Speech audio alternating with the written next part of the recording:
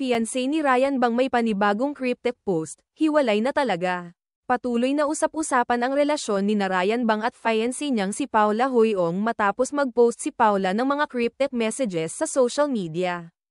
Nagbahagi siya ng video ni Kobe Bryant tungkol sa pagharap sa problema at pag-asa sa Diyos, na nagpalakas ng hinalang may issue sila ni Ryan.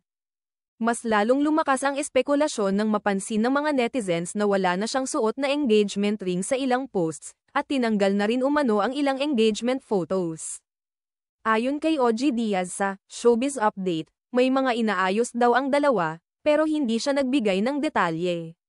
Sinubukan din niyang hingan ng pahayag si Paula ngunit wala itong tugon. Aniya, maaaring pinoproseso pa ni Paula ang sitwasyon at emosyon niya.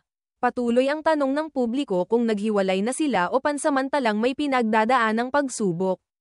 Samantala, nananatiling tahimik si Ryan ukol sa isyu habang aktibo pa rin sa mga public appearance. Naghihintay pa rin ang kanilang mga tagahanga ng opisyal na pahayag mula sa kanila.